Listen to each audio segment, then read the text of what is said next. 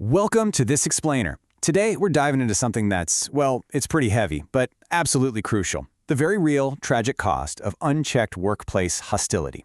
Think about it. We spend a massive chunk of our lives at work, right? We literally expect these places to be safe environments. But what happens when the very systems meant to protect us just entirely fall apart? In this explainer, we're going to look straight at the hard facts. We're talking official coronial findings, real whistleblower accounts, and data from workplace relations experts to understand the real-world cost of unaddressed bullying. It's a tough topic for sure, but by laying it all out and looking directly at the facts, we can figure out exactly how to protect ourselves and the people we work with. Now, when a coroner officially puts on record that an employer let everyone down, and specifically points out that they let a worker named Natasha down, that really sets the stage, doesn't it?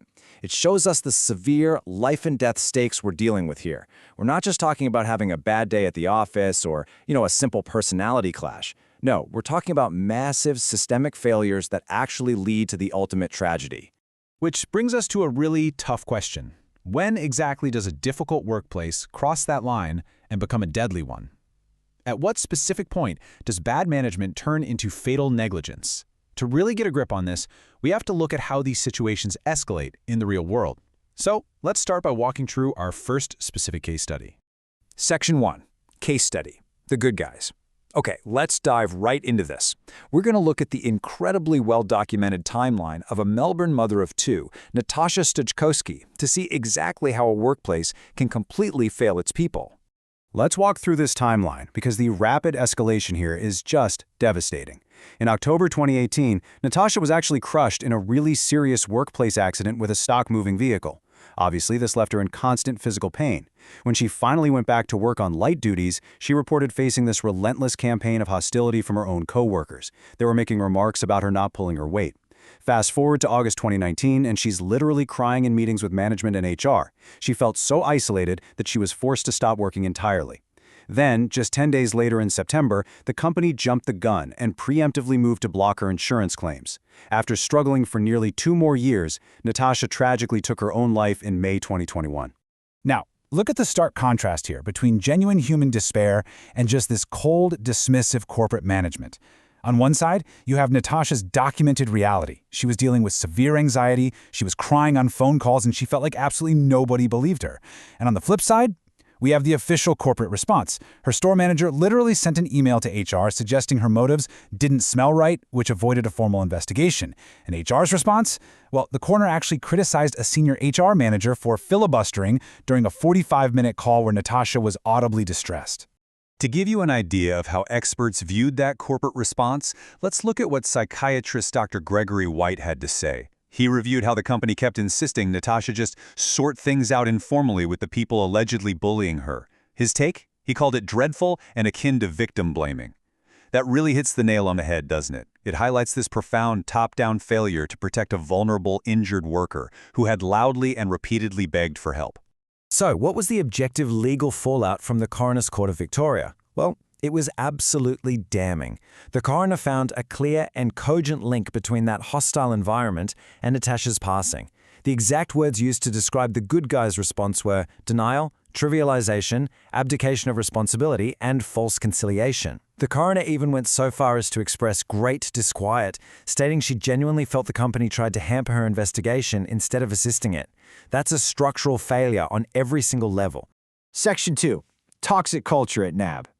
Now, you might think this is just a retail issue, but it's not. These problems reach right into the massive corporate sector, like at the National Australia Bank. In early 2026, 2 different NAB employees took their own lives in very quick succession. One of these heartbreaking incidents actually happened publicly during business hours right at NAB's 14-story global headquarters in Melbourne. As you can imagine, it left the staff who witnessed it in a state of absolute shock. Right after these horrific events, whistleblowers and former employees started coming forward, and they described conditions that were straight up dehumanizing. Just read this quote. Yelled at in lunchrooms for performance in front of the whole floor? Staff reported this overt, aggressive managerial bullying that was literally leaving people in tears right in front of their coworkers. It really paints a picture of a culture where extreme, crushing pressure was just treated as business as usual. But what's really eye-opening here is how these personal tragedies connect back to a much larger corporate strategy. Whistleblowers pointed to a very specific backdrop. We're talking rising performance targets, staff getting scolded even when they were forced to work on their days off, and just massive job insecurity. In September 2025, NAB announced 400 roles were being cut to simplify structures, while at the exact same time, they were spinning up replacement roles offshore in India and Vietnam. This looming threat of job insecurity was basically used as a mechanism to pressure absolutely everybody, turning the entire workplace into a pressure cooker.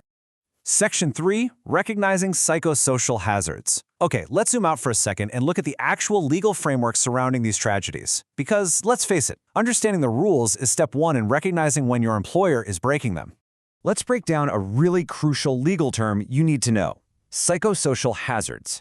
Under work health and safety laws, this refers to factors in the design or management of work that increase the risk of psychological or physical harm.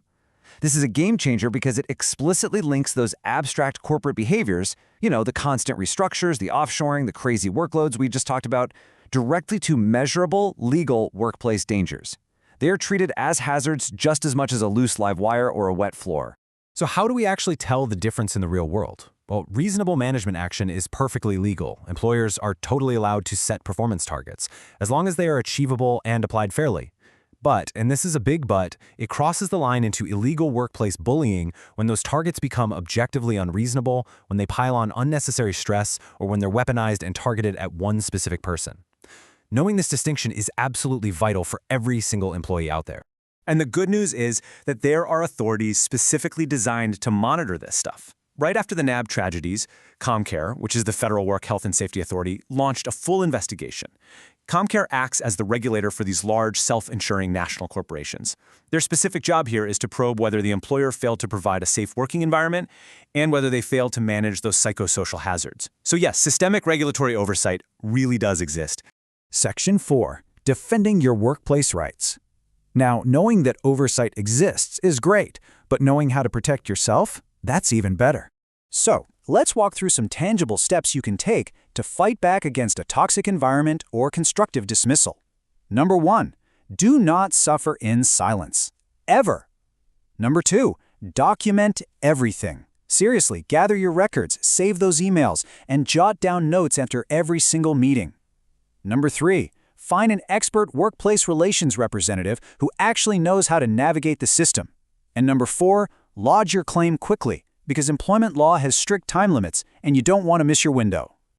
And here's something really important to remember. You don't necessarily need to hire an expensive lawyer on day 1 to take action. There are accessible 24/7 services out there, like Australian Workplace Discrimination Representatives, or AWDR. They are dedicated non-lawyer workplace relations specialists who provide powerful advocacy and strategic guidance straight through the Fair Work system. It basically means you have real avenues to hold your employer accountable without having to front massive legal fees right out of the gate. We've covered a lot of really heavy ground today, from the tragic reality of unchecked bullying to the actual tools we have to fight back. So I want to leave you with this one final thought to chew on. If the warning signs start popping up in your workplace, if that pressure cooker starts whistling and management starts acting completely unreasonable, will you recognize the hazards before it's too late to act? Empower yourself with the knowledge of your rights, stay alert, and never, ever be afraid to demand a safe environment.